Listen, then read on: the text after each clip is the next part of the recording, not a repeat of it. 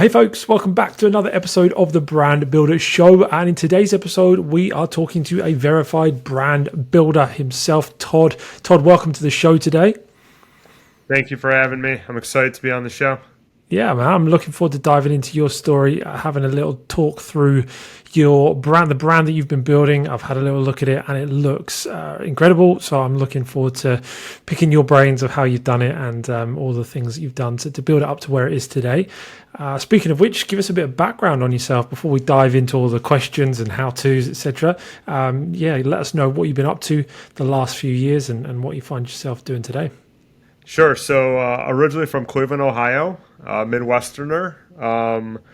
Grew up in a family that owned a restaurant. Was put to work as a young age in the bakery, and spent my whole life really, really sick every time I would eat. And then in 2011, I was actually diagnosed with a severe gluten allergy, which completely changed the trajectory of my eating habits, but also led me to starting Wodo. Nice, man. Wodo. I love the name. It's cool. Let's talk through the brand. And I'd love to hear more about it because there's so much that we could sort of break down. In terms of the idea, obviously it came out of a pain and a frustration for you. What is the product in itself? Is it just sort of one? It's like a snack brand, isn't it? Is it just one or is it multiple foods? So what's the makeup of the brand? Sure. So it started with me having a severe gluten allergy, but then in 2015 and 2017, two of my three boys were born. They had severe gluten allergies as well. And I started thinking about the things that I loved the most as a kid. And one of those things was cookie dough, right? Mhm. Whether you eat it raw when you were making cookies in the bakery at my family's restaurant or, at home with my parents or grandparents. Um, and so what I thought to myself at the time, this is like 2019, was what happens if we take cookie dough and make it into a grab and go snack bar Mhm. that anyone could eat on the go, but really focused on people with gluten allergies um, and are looking for a better for you product. So the Yeah. number one focus was gluten free. Yeah. It just also happened to be plant based, egg free, soy free, vegan, dairy free. So it really kind of hits all those markets of people that have allergies, Yeah. except two of our flavors do have peanuts. Yeah.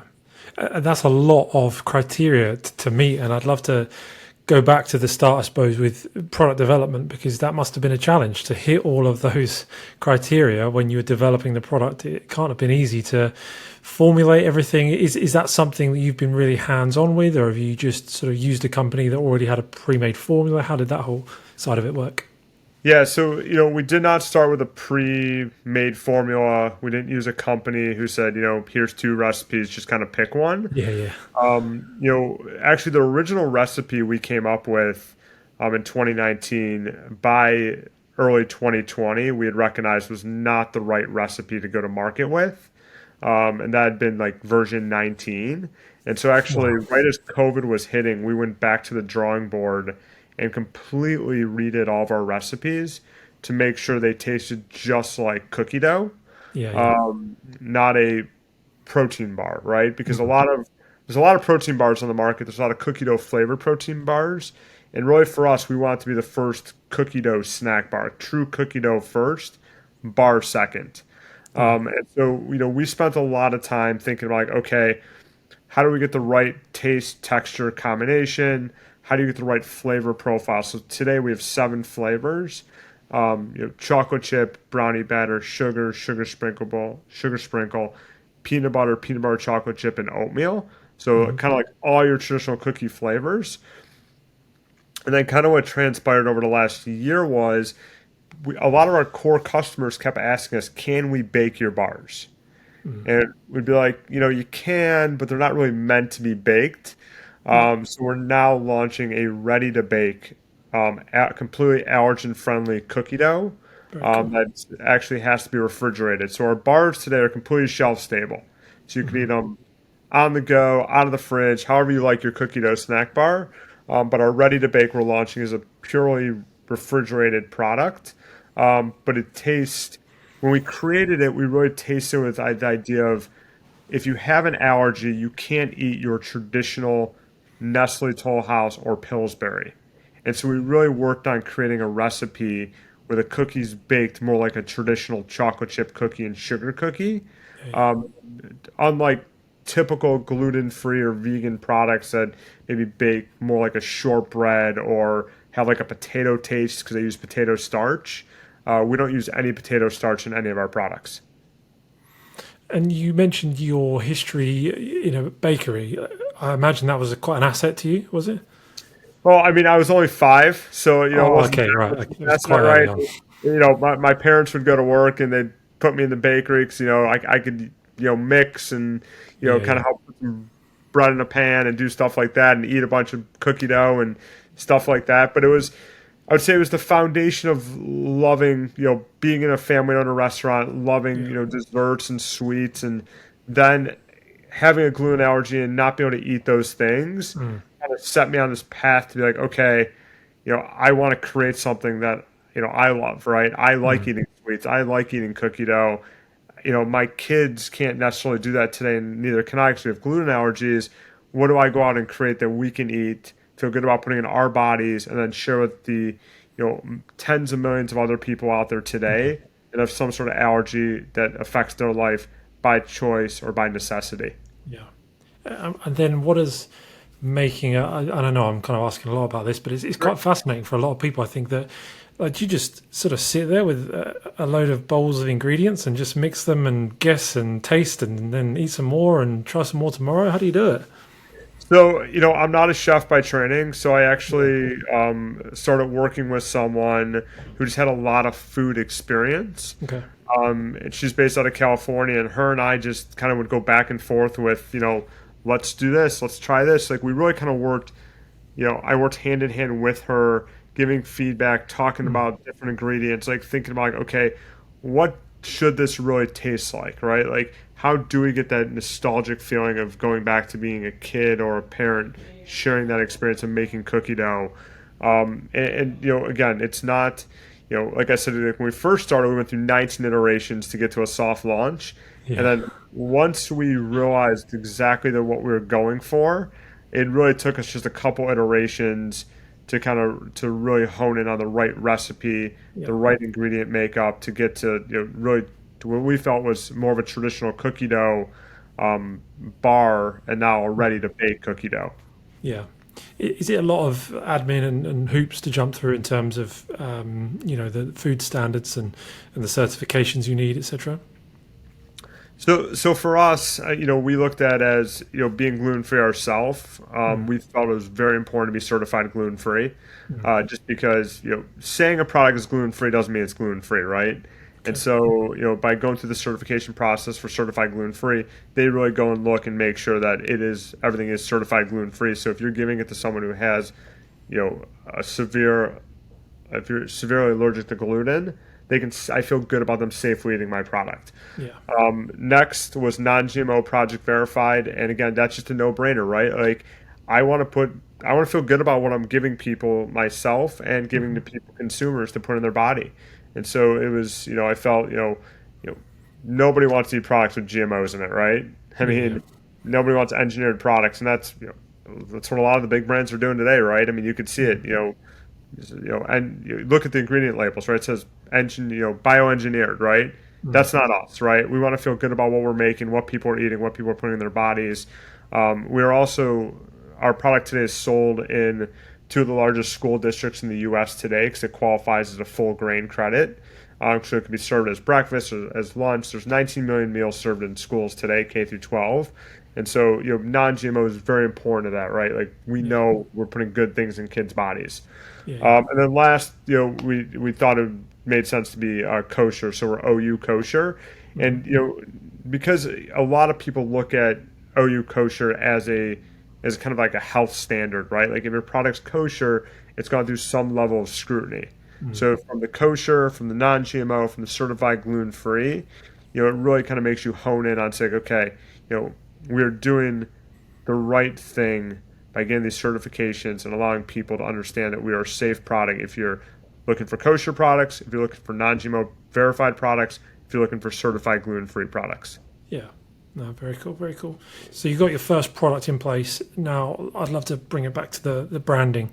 How Sure. important was brand to you? You've got a good product, but you've also created a great brand. Where did the idea behind the feel and the name and the look of the brand come from? Yeah, so actually, the name Wodo actually came up with by one of my business partners in another business. We were just kind of tossing around ideas, and he came up with the name, and I was like, that's it, right? Like, Mm. whoa, do, right? I mean, it just Yeah, yeah, it's good. makes so much sense. Mm. And, so we originally when we came up with the name, we spelled it WOAH, and we realized that there was there was someone who was using that name for a totally different purpose, and so then we kind of went back to the drawing board and we're like, okay, what if we do it Whoa, WHOA, and we're like, oh yeah, whoa, right? And so from that point on, it was very made sense, and then we actually worked with a creative agency in Cleveland called Twist Creative, and really when we thought with a name like Whoa, like the brand had to be big, right? It had to have Mm. a big presence. It had to stand out. And so when they designed it and we did it with them, it was really about being bright and colorful and drawing people to you, Yeah, right? Because yeah, you think, whoa, right? Like you want people to have that reaction both when you say the word, but you see the brand. yeah. And so if you think about our packaging today, it's really colorful. When we do a lot of trade shows, right? So that's our Hmm. big means of getting our product into the market, whether to meet buyers, customers. When I say buyers, retail buyers, and that could be, airline industry, K through 12, food service. Hmm. Our booth really stands out because we're big, we're pink, we're colorful. We Yeah. want people to get drawn in. Like Wodo is meant to be a fun, exciting brand, Mm. not a pasta brand. Yeah. And that comes across from the website. I think that's the first impression you get is there's something colourful. It really pops. So it's good. Do you think you'll ever do products beyond the dough arena, or do you feel that the name limits you in that sense? Because I know there'll be a lot of people that want to start an e-commerce business, don't want to be too restrictive with the name, but also want to have a niche. Where do you lie with that? Yeah, I mean, we have a portfolio plan. I think ideally starting with the bars made sense, and then it was just based on our consumers' request for the baking, kind Yeah. of really led us to create the ready to bake, which we're now launching into the market over the next 45 days. Nice. And then really from there, our focus is to probably, continue to expand on flavors for our ready to bake, Hmm. and then take a pause and really kind of just really go really deep with our two product lines. Yeah. And then, we do have a pipeline of other product line extensions, but I think our goal is to really focus in on our bars and our ready to bake and Hmm. maybe do different formats of the product Yeah. before launching any new innovation that's in our pipeline. Nice. Yeah.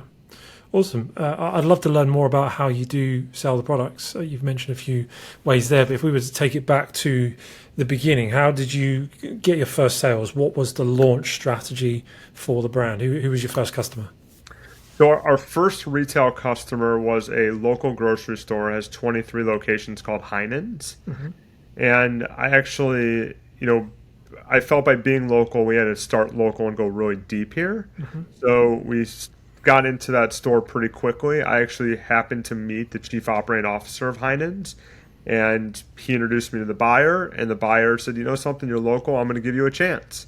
And Nice. so that's really how it started. I went in, I gave a presentation, she tried it, and said, let's go. At the same time, just like a lot of entrepreneurs, right? We did farmers markets. We also got right on Amazon, right? Hmm. Amazon is one of the best tools because unlike in retail where it takes some time to get market adoption and understand if people like or dislike your product, on Amazon you know really quickly. Mm. And then we worked with, I call them the box companies, right? So like the Bunny James of the world, Imperfect Foods, Misfits, the places where people are combining products and sending out gluten-free specific products, vegan specific products, going into like giving the opportunity for our product to get into our core customers' hands, and then seeing if that drives sales either in retail Mm. or online. Yeah. And what would be the breakdown of your sort of sales volumes today? Obviously, you mentioned Amazon, retail. I assume you do a direct to consumer kind of portion now from the website. What's the breakdown now? I would say today probably 10 to 15% is direct to consumer. The rest is retail, and we do some airline as well. So in 2022, we were on all American Airline first class baskets Nice. in the first half of this year. And that was a great opportunity for our brand to make some money, but also to get our product into, I think we moved almost over 1.5 million bars. Nice. And so it really was an opportunity to build brand awareness, sell some product. But then we saw the direct effect by people buying more product in store and people, going online, going to Amazon, going to our website, going to some of our other online, going to some of our other online partners. So, sometimes you look at things purely for margin, which is 95% of our business. And then sometimes you look at things as quasi margin, quasi marketing opportunity. And that was really it for the airlines for us. Yeah. And can you talk us through a bit of that growth? Because that's, you mentioned there 1.5 million bars. Was that through the airline or is that for the years? Yeah, that was just for the airline. That's So, crazy. yeah. And, so from 2021 to 2022, our business grew 383%. Wow.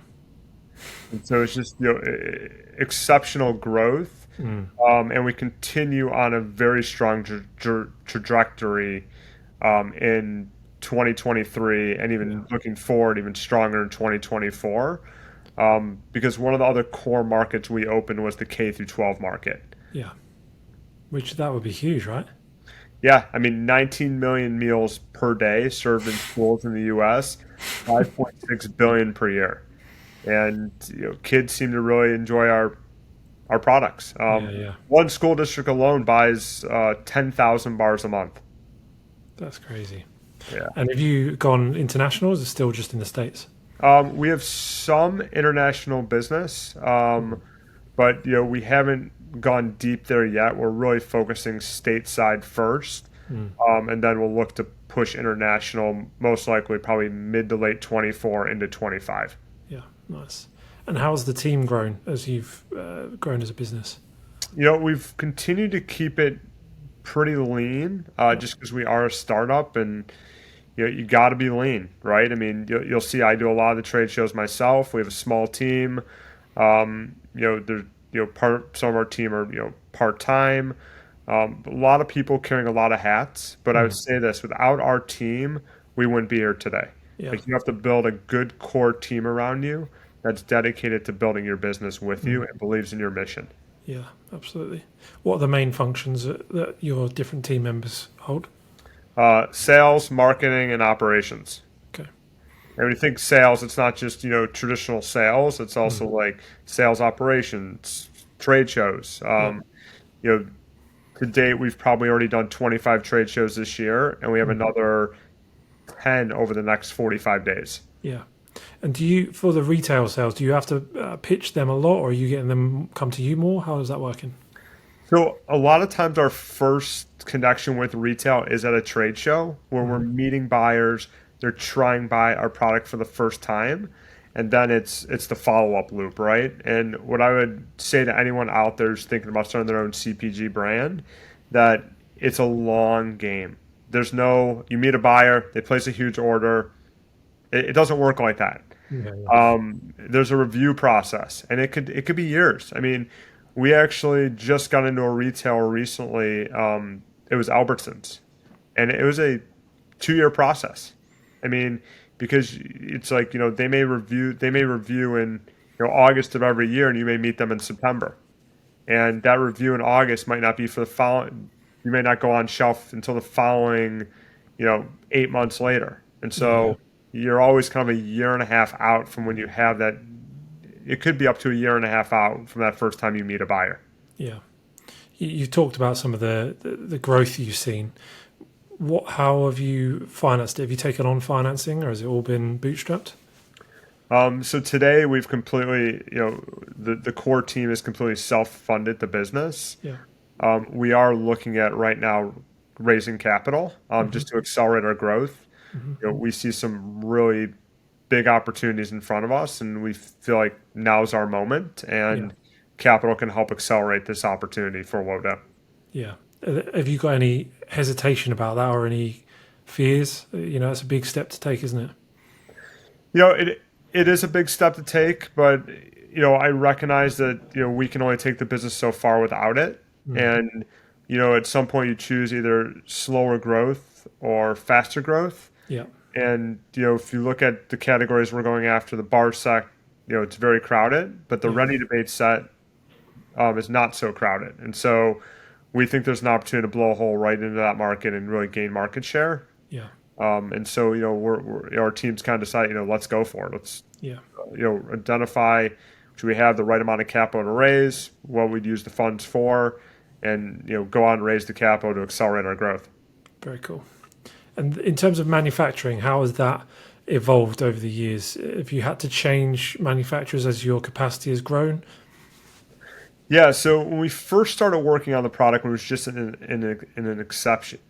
Sorry, when we first started working on the product, when we were just getting started, we used kind of a more of a small test manufacturer. Hmm. But once we really nailed the recipe, we moved to a manufacturer in our own backyard in Ohio, Hmm. and they can scale with us indefinitely. Hmm. So that's been a really good partnership for our bars, and then for our ready to bake, we've actually identified two different manufacturing partners in the Midwest and Southwest. Yeah. And so, just making sure, the goal was to line up the capacity Yeah. before we got started because we thought we had a big opportunity in front of us. Yeah.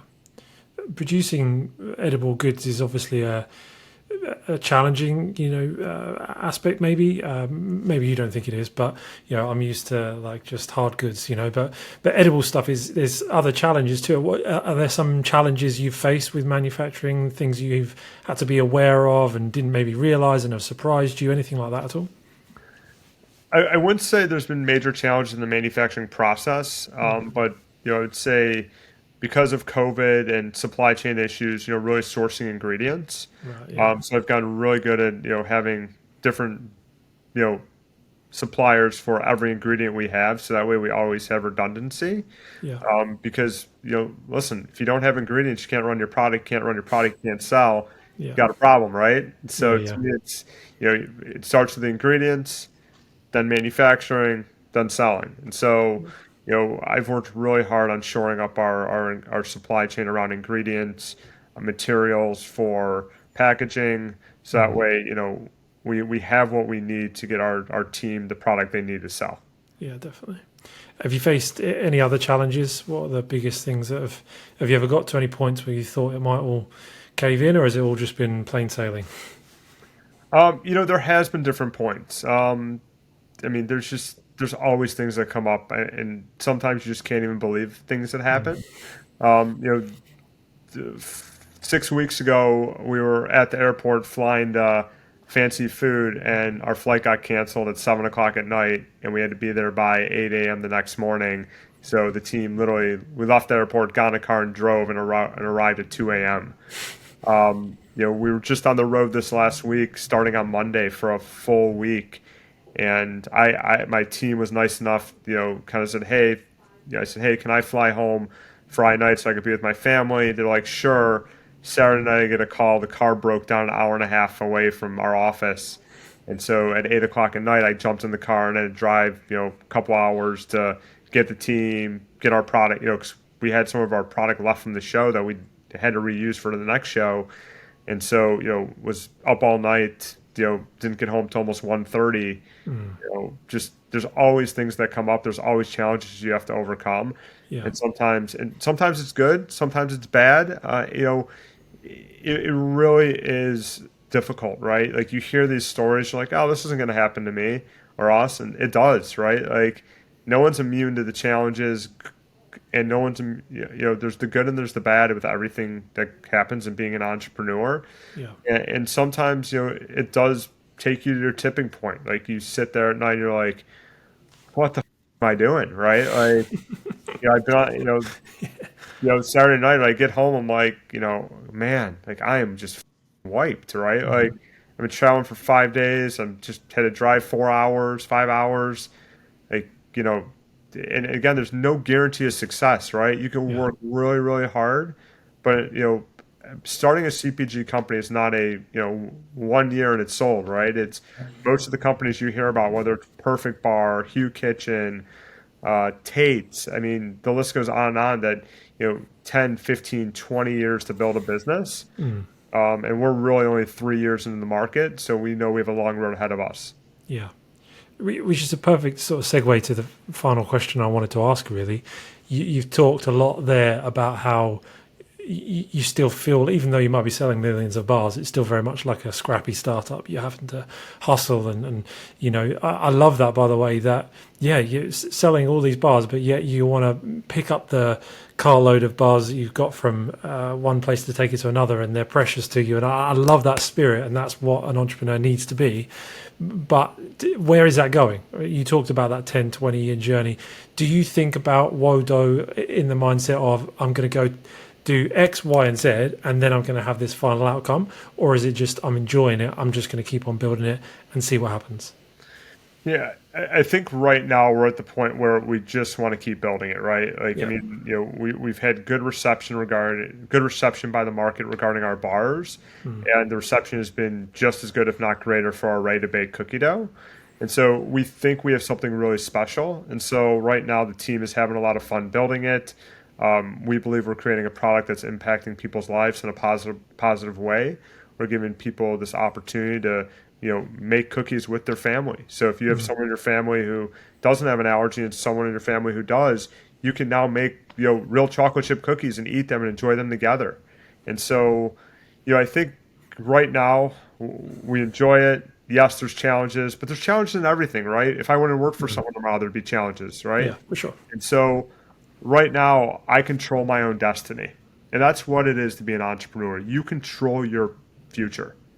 And yes, there's things that could happen that can affect that, but ultimately I control my own destiny. And I believe as long as we work hard, create a really good product, continue to get in front of buyers and consumers and show people this is a product that is safe to eat. It's cookie dough. You don't have to worry about salmonella and other things when you hear recalls from large companies. We think we're onto something, and we think that the market will prove out over the next 3, 5, 10 years that Wodo can become a household name. Yeah, it certainly sounds like it to me. And like I say, I've been very impressed looking at the brand and hearing what you've had to say. And so it's an exciting future, no doubt.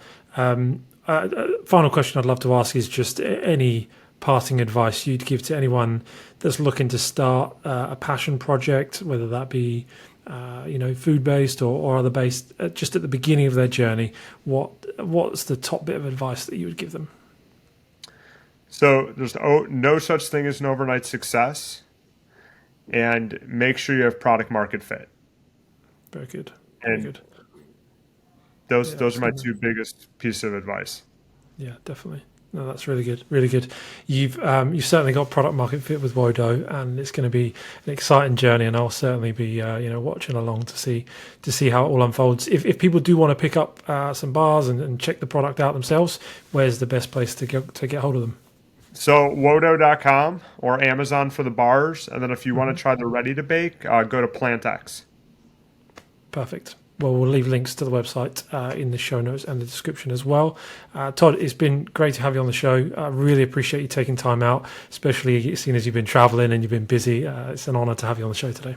Yeah, thank you, Ben. I really appreciate sharing our journey. And if anyone's out there, feel free to reach out to me on LinkedIn. Especially if you're getting ready to start a food company, whatever I can do to help people. I mean, it is a journey, and you need a tribe to help build that community.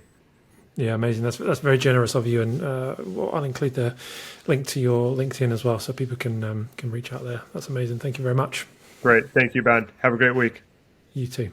Take care. Awesome, guys. Well, I hope you got as much value out of that as I did. A really, really great, informative interview with Todd. And if you do want to check out Wodo, make sure you do follow the links below.